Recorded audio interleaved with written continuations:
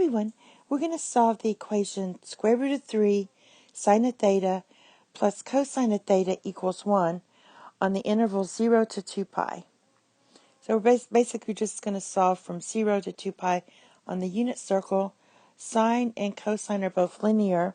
One way to solve this is to square both sides and then check all your solutions. I'm going to show you a different method in this formula, in this video, using sum and difference formulas. So basically our form is A sine of theta plus B cosine of theta equals C. You know, basically if you have a little graph here, so this would be A, this is B, this is some point A comma B, and this would be your C.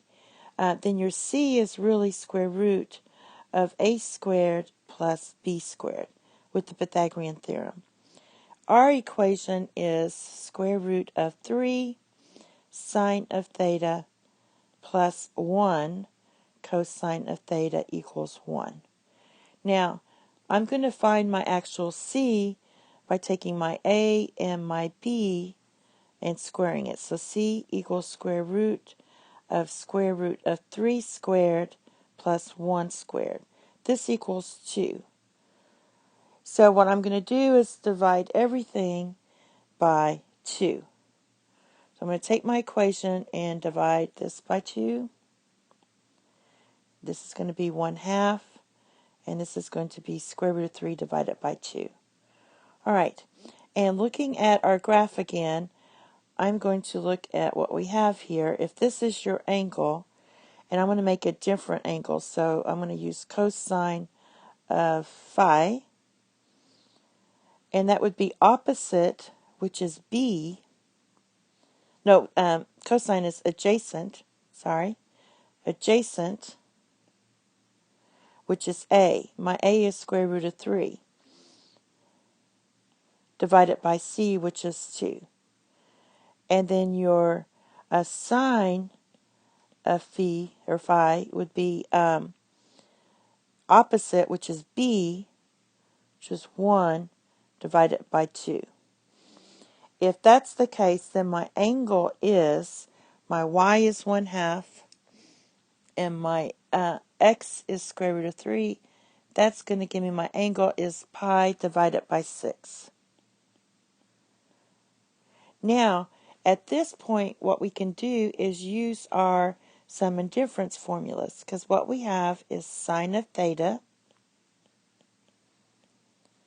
and then I have square root of 3 divided by 2, which is cosine of phi. All right, plus, I'm just looking at this form, cosine of theta, and then we have this 1/2. The 1/2 is really sine of phi. And this equals 1/2. So that form looks like this. So what we really have is sine of theta plus phi equals 1/2. My phi is pi divided by 6. So we really have sine of theta plus pi divided by 6 equals 1/2. Now, all we have to do now is solve for our angle, and we're done. So let's get started on that. So we have sine of theta plus pi divided by 6 equals 1/2. So let's call this alpha. If this was alpha, then we have sine of alpha equals 1/2. So sine is 1/2 at pi divided by 6 and 5 pi divided by 6. So there's where that would be true. So my alpha would be pi divided by 6 or 5 pi divided by 6. So that's what we want this alpha to be. So therefore set this equal to pi divided by 6, or theta plus pi divided by 6 equals 5 pi divided by 6. And then all you do is solve for your angle. So your angle equals pi divided by 6. Just subtract this, minus pi divided by 6. Or theta equals 5 pi divided by 6 minus pi divided by 6. So this gives you 0. Or theta equals 4 pi divided by 6, which equals 2 pi divided by 3. So these are your two solutions. And that's it.